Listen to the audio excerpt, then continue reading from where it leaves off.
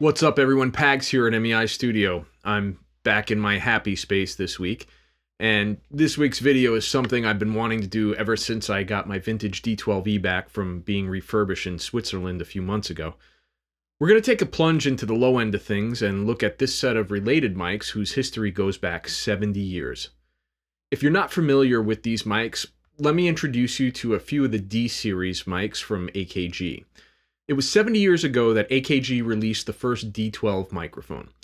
It was originally intended to be an all-around cardioid dynamic mic used for vocals and instruments alike, but it wasn't long before engineers found that it had a hidden talent for being really good on sources with a lot of low end.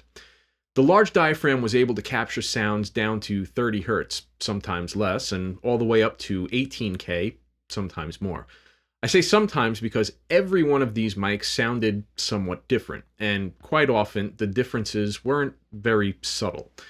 There were multiple versions of this mic which sported different impedances and had, or didn't have, an output transformer depending on the version that you went for. The D12 featured a bendable stem which allowed the mic to be positioned easier for whatever task the mic was put up to handle. The mic would be in production for around 25 years before it was altered and re-released in 1978 as the D12E, which is what we have here in the studio. The mic was rolled off a bit to have its frequency response tailored a bit more towards the low-end sources it was being used for most commonly. The high end was brought down from 18K to 15K, and the capsule design featured a new bass chamber to help tailor the bottom end a little bit more. The impedance was 250 ohms, and for some reason the recommended impedance load was only 500 ohms. And I can say with a fair bit of confidence that using a 500 ohm load on this mic would almost certainly cripple the response in the bottom end. The D12E was rebranded for a whole bunch of different companies around the world. It's been known as a Fender F560, an Ecolet, Omnicraft, Philips, Norelco, don't they make razors now? Radio Shack's Realistic brand, and a few others. All of them had different model numbers, but the internals were largely the same or similar, with a few adding some features like on-off switches or filters. The original D12 and D12E were susceptible to capsule degradation. The magnet would collect tiny bits of metal debris, and the diaphragm would sometimes dry out or crack or just not move anymore. Since AKG stopped making replacement parts for the mic back before AKG closed their Vienna office, getting these mics fixed or refurbished has become a difficult and sometimes impossible task for owners.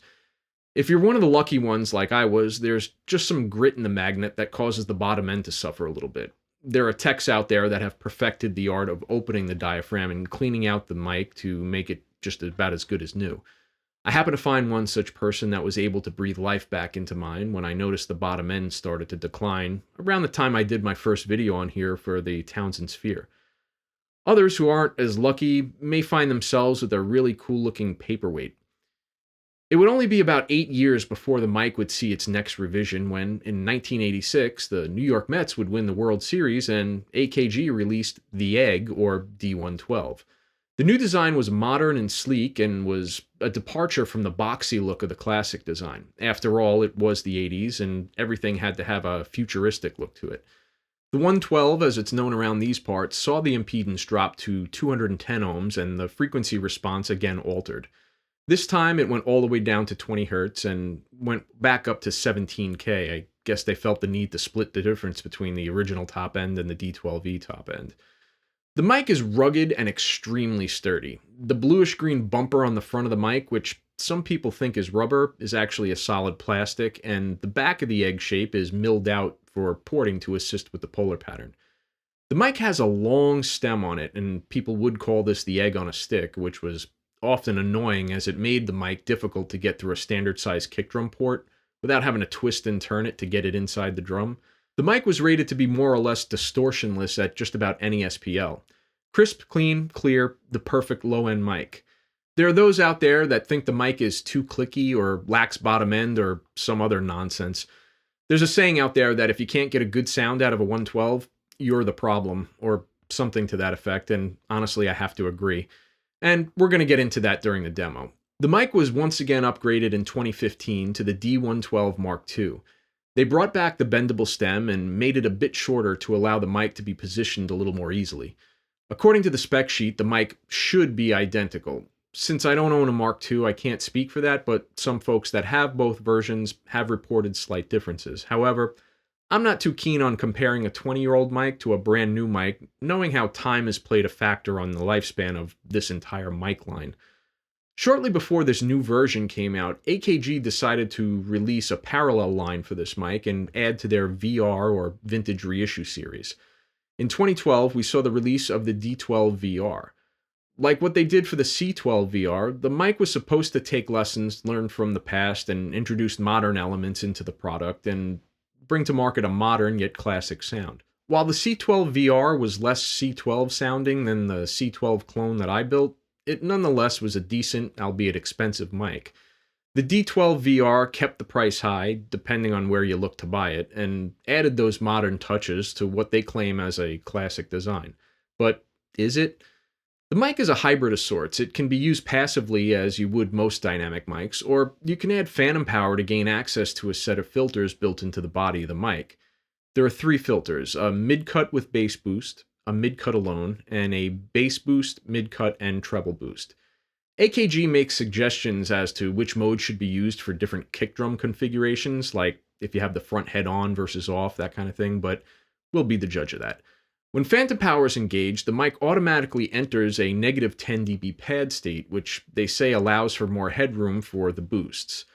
The circuit also introduces a fair bit of noise to the signal, but it's largely inaudible if you're setting the gain on the mic pre for kick drum duty. If I were to use this mic for vocal purposes, you can hear the noise floor come up quite a bit. Let's take a quick demo of that. This is the D12VR with no phantom power engaged.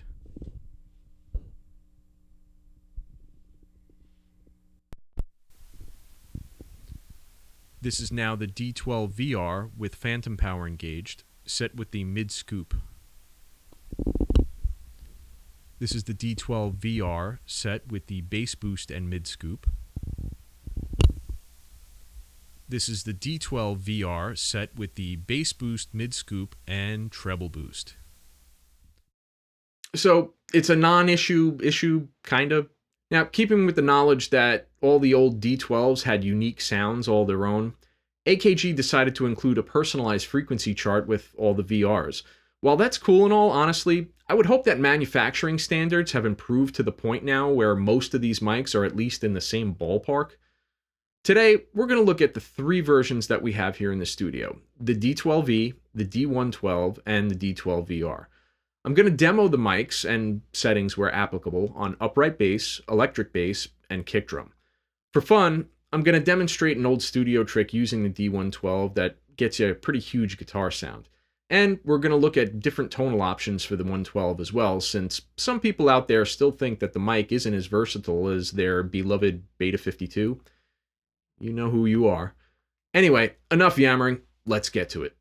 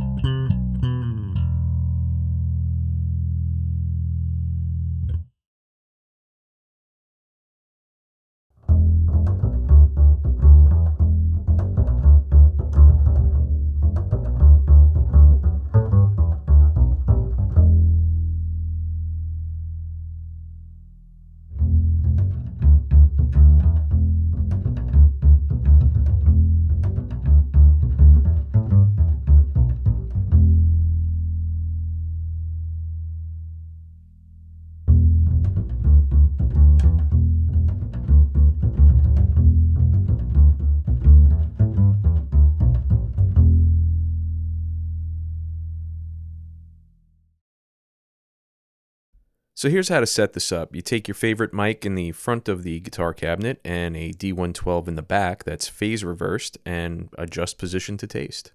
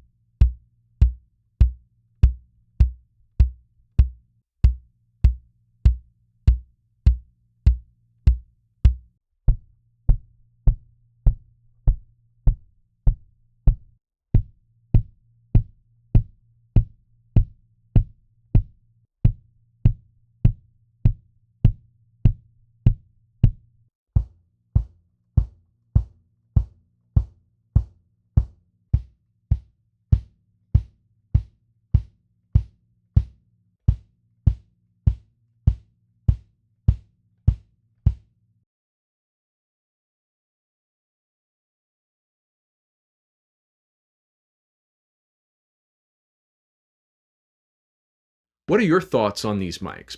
Does the D12VR live up to its namesake? Does anyone still feel the D112 isn't a killer mic on kick? If so, let me know. We'll meet at the flagpole after school. Kidding. Maybe.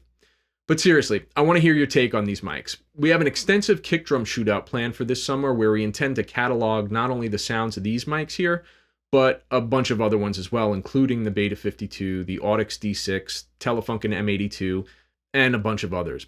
After all, each one of these mics brings something unique to the table, and picking the right one for the job can make your post-production work that much easier. As always, if you've gotten anything from today's video, please hit that like and subscribe button. If you're interested in studio mics or other things audio related, please hit that notify button so you'll be notified when we put up a new video. If you have any suggestions for a video or any questions regarding this one, again, please use the comments section below or send us a message through the website. I'd love to hear from you. Well, that's it for this time. This is Pags, signing off.